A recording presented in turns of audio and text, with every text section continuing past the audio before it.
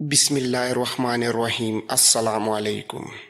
उसने देखा कि ये 5 आदमी लिबास से सफरी ताजर नजर आते हैं और मुसलमान लगते हैं। लड़की में से एक की टांगों को दोनों बाजुओं में मजबूती से पकड़े बैठी हुई थी। मशल के नाचते शोले में उसके चेहरे पर घबराहट और खौफ नजर आ रहा था।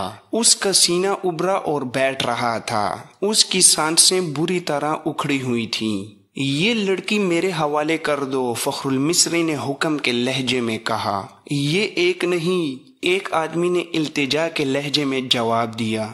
हमने तो 7 लड़कियां आपके सुल्तान के हवाले की थी, आप उसे ले जा सकते हैं। नहीं, मोबी ने उसकी टांगों को और मजबूती से पकड़ते हुए, रोते हुए और खौफजदा लहजे में कहा, मैं इसके साथ नहीं जाऊंगी। ये लोग ईसाइयों से ज्यादा वहशी हैं। इनका सुल्तान इंसान नहीं, सांड है, दरिंदा है। उसने मेरी हड्डियां भी तोड़ दी हैं। मैं इससे भाग कर आई हूँ। फखर ने हैरान सा होकर पूछा, कौन सुल्तान? मोबी ने जवाब दिया, वही जिसे तुम सलाहुद्दीन अयूबी कहते हो। वो अब मिस्र की जबान बोल रही थी। फखर ने कहा और पूछा, ये लड़की झूठ बोल रही है, ये है कौन? तुम्हारी क्या लगती है? एक आदमी ने फखर से कहा, अंदर आ जाओ दोस्त, बाहर सर्दी है, तलवार नियाम में डाल लो, हम ताजिर हैं, हमसे आपको क्या खतरा? आओ इस लड़की की बिपता सुन लो।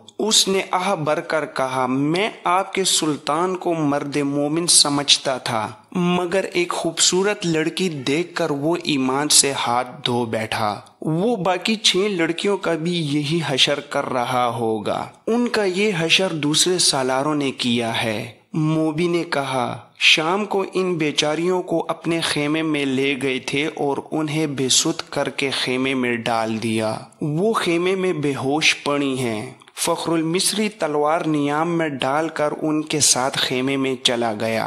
अंदर जाकर बैठे तो आदमी ने आग जलाकर कहवे के लिए पानी रखा और मिस में जाने क्या कुछ डालता रहा।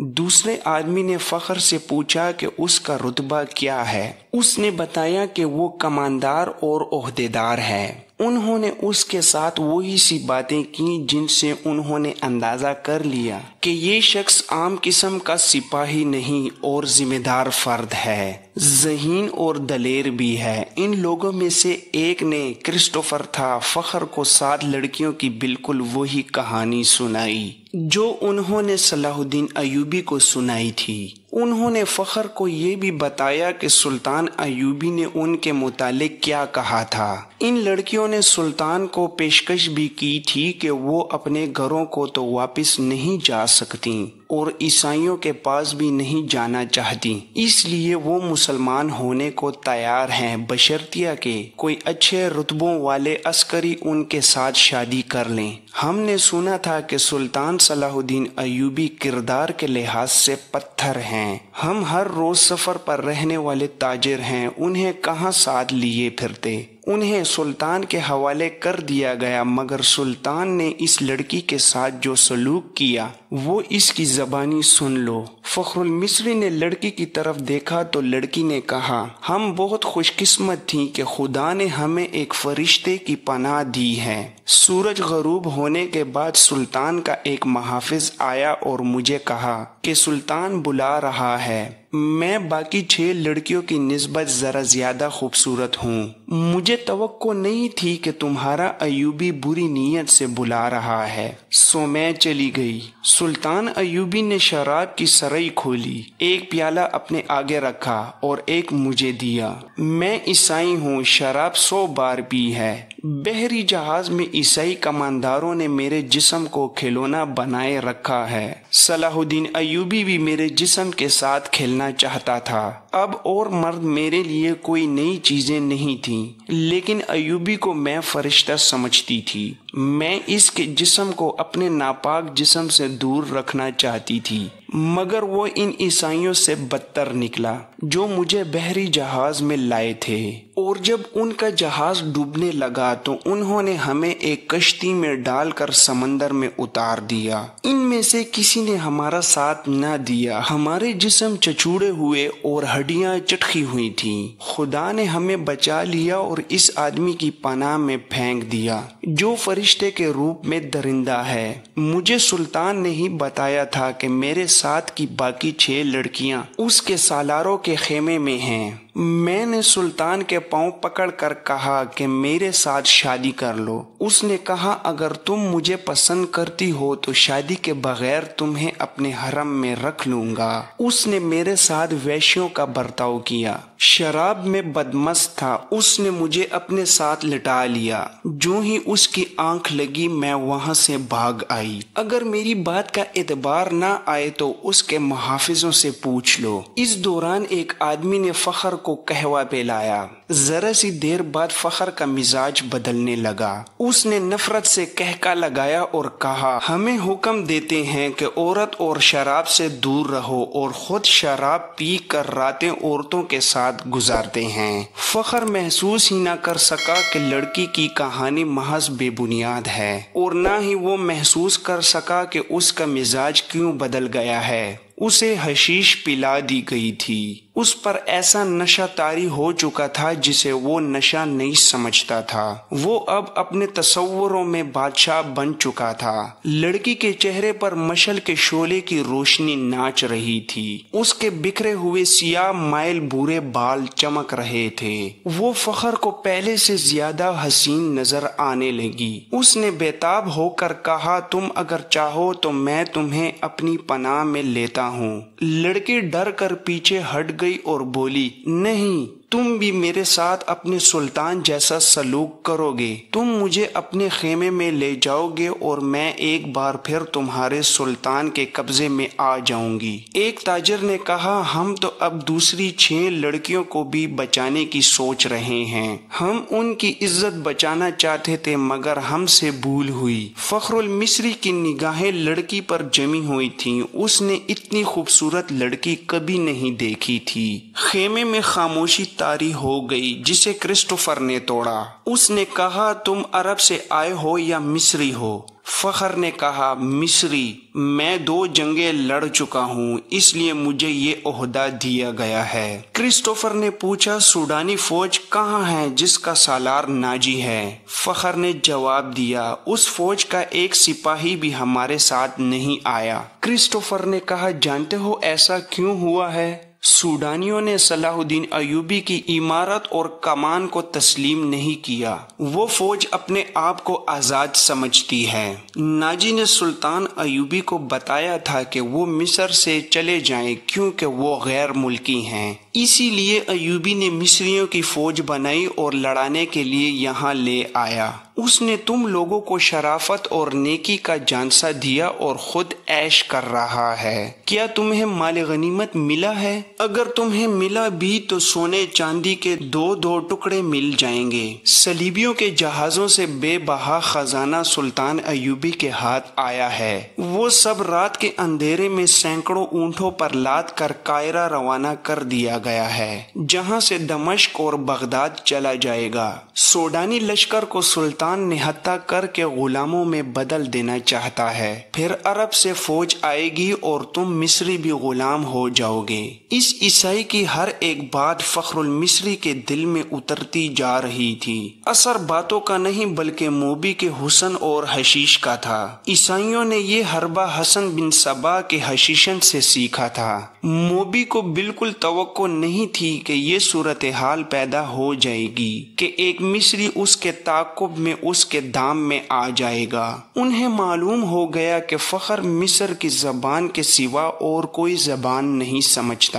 موبی نے اپنے 5 ساتھیوں کو سنانا شروع کر دیا کہ رابن زخمی ہونے کا بہانہ کر کے زخمیوں کے خیمے میں پڑا ہے اور اس نے کہا ہے کہ ناجی سے مل کر معلوم کرو کہ اس نے بغاوت کیوں نہیں کی یا اس نے عقب سے سلطان صلاح الدین ایوبی پر حملہ کیوں نہیں کیا، اور یہ بھی معلوم کرو کہ اس نے ہمیں دھوکہ تو نہیں دیا۔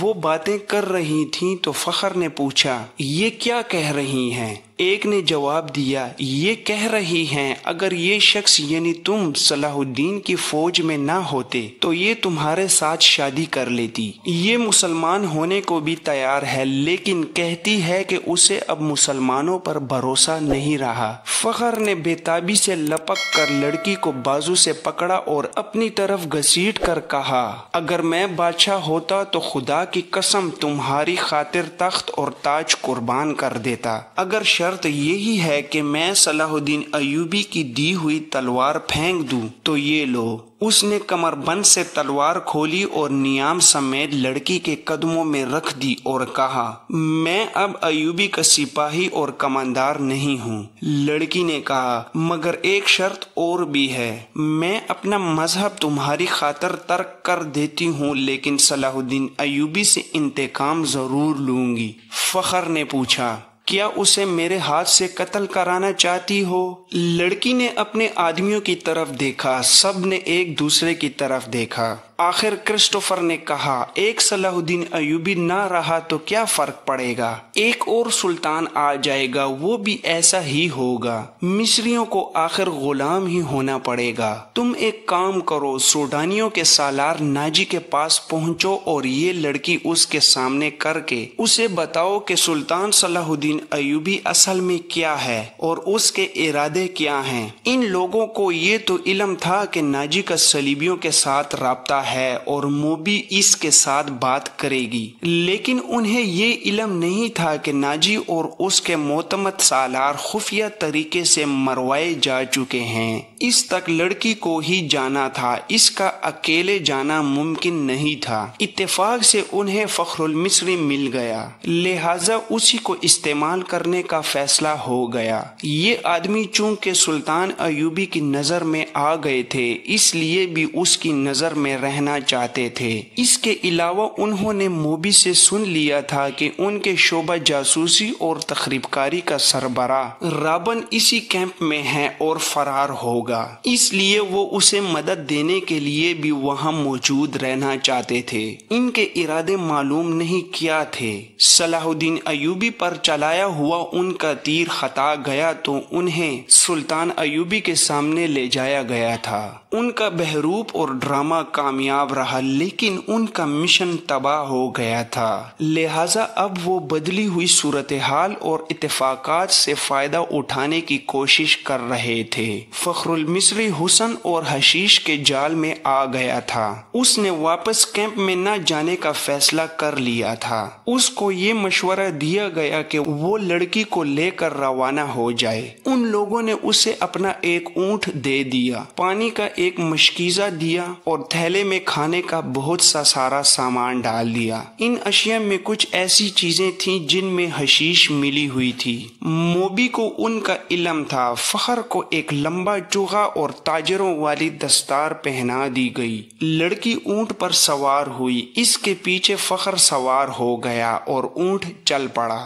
فخر گرد و پیش سے بے خبر تھا اور وہ اپنے ماضی سے بھی بے خبر ہو گیا تھا۔ صرف یہ احساس اس پر غالب تھا کہ روئے زمین کی حسین ترین لڑکی اس کے قبضے میں ہے، جس نے سلطان کو ٹھکرا کر اسے پسند کیا ہے۔ فخر نے موبی کو دونوں بازوؤں میں لے کر اس کے پیٹھ اپنے سینے سے لگا لی۔ موبی نے کہا، تم عیسائی کمانداروں اور اپنے سلطان کی طرح وحشی تو نہیں بنو گے؟ میں تمہاری ملکیت ہوں، جو چاہو کرو، مگر میں پھر تم سے نفرت کروں گی۔ کہو تو میں اونٹ سے اتر جاتا ہوں۔ فخر نے اسے اپنے بازوؤں سے نکال کر کہا، مجھے صرف یہ بتا دو کہ تم مجھ سے دل چاہتی ہو یا محض مجبوری کے عالم میں میری پناہ لی ہے؟ موبی نے جواب دیا، پناہ تو میں ان تاجروں کی بھی لے سکتی تھی لیکن تم مجھے اتنے اچھے لگے کہ تمہاری خاطر مذہب تک چھوڑنے کا فیصلہ کر لیا۔